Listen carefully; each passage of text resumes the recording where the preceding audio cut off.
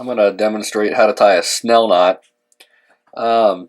Snelling a hook's not something that I do often. It's the only technique that I really use it for is when I'm fishing some soft plastics, but always when I'm using a punch rig. And I'll go over how to rig a punch rig in a later video, but just for now we'll kind of talk about the snell knot that I use. There's other ones, but this is the one I use. It's a really easy knot to use, and I know live bait fishermen like to use snell knots. Anytime you're fishing on the bottom, a lot of guys like to use snell knots. It's easy knot. It works good if you have any sort of hook with a straight shank. I'm using a flipping hook here for the video. This is the type of hook I would normally use when I tie a snell knot. So just take your braid or fluorocarbon, whatever line you're using. I'm going to put a weight on this too, just to demonstrate something at the end here. Okay, so you take your hook. You always want to put your line through the front of the hook with the side with the point. Give yourself 8 to 10 inches or so to work with. You take that line and you're going to put it flat down the back of the hook. Pinch it with these fingers, and then bring the hook around the front side, bring it back where you put it through the line tie. So now what you have is a loop right here like this. And try not to get that loop crossed, just keep everything flat next to each other. Then what you're going to do is you're going to pinch it again with your other hand, all the line, the braid, and the hook.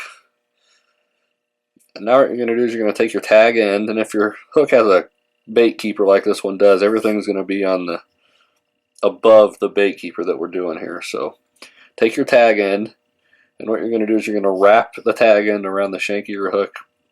Now there's really no set number that I go with. It's always different, but maybe 6 to 8 times. Start wrapping.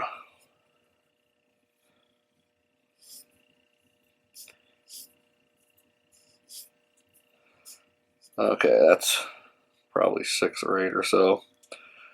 Then what you're going to do, you're going to take your tag end, and you're going to go back to that loop that we made, and you're going to pass the tag end through that loop.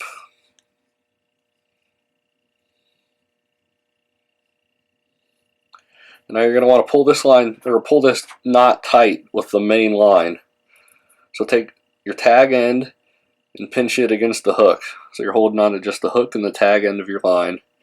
And then you can pull this, cinch it tight with the main end of the line.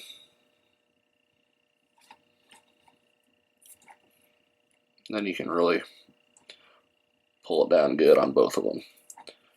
You're going to cut your tag end.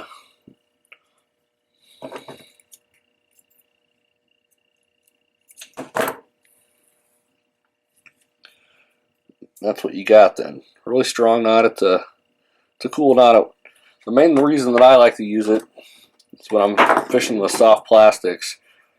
Sometimes you can, I don't know, maybe you feel like you're not hooking the fish as good as you could. A lot of times I think this weight maybe can get in the way. What the snell knot does is the pressure of, like when you set the hook, or just the pressure of this weight sitting on top of the hook will do it too. Just watch what this hook does when this weight comes down on it. See how it kicks the hook off to the side like that? See if I can show you again. See that? Instead of that hook just hanging dead straight, it kicks it out to the side.